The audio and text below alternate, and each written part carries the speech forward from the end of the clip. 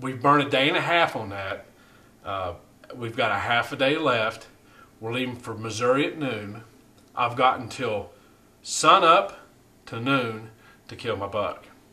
I grab the horns, I get the call, I'm rattling, I'm grunting, I'm doe bleating, and just basically get done when off the hillside this deer runs. He runs over and he jumps the fence. He's 50 yards facing away from me. I think I rattled him in the wrong way. He's facing away from me. He doesn't even know that we're there, seems like. And he's over there just milling around.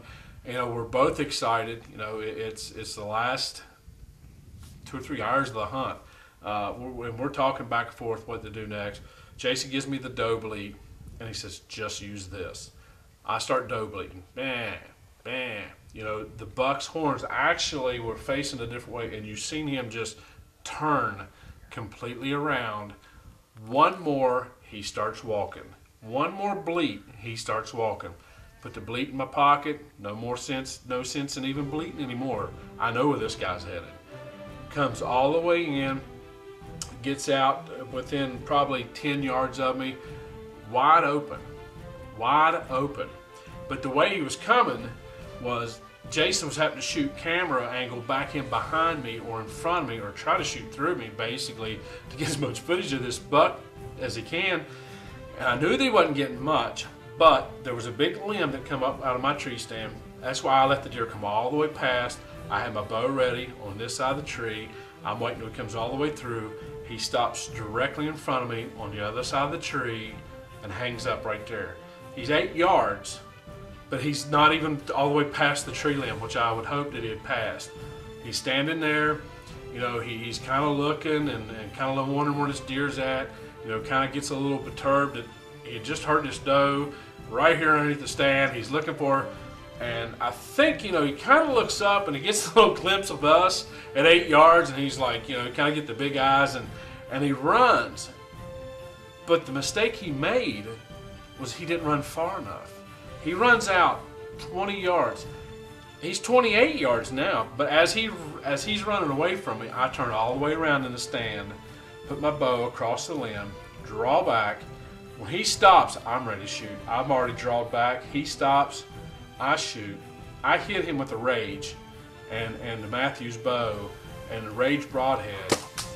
Literally, that deer was dead right there. He took off running nose to the ground, full of dirt, hit a barbed wire fence, comes back, spins back around, falls within 20 yards of the tree stand.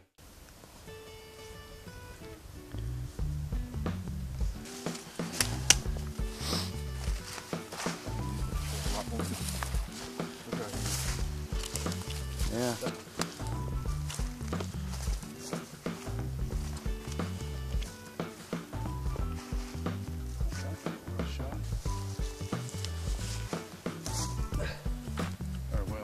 Pardon my error, what's left. Rage broadhead, gold tip arrows.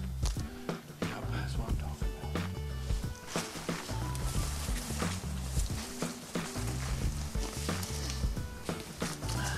We'll pull that and look at that.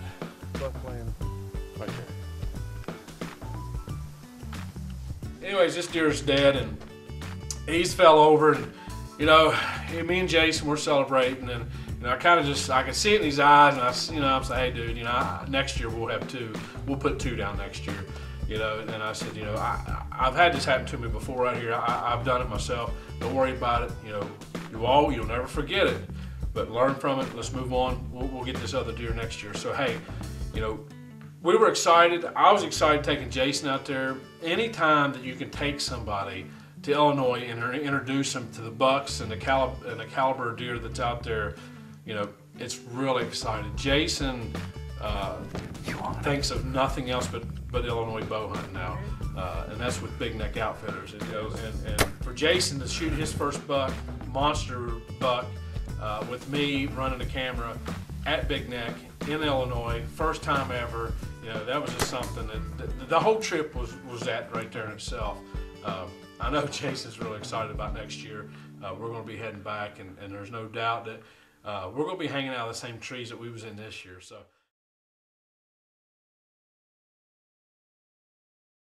This segment is brought to you by Code Blue. From one deer to one bottle.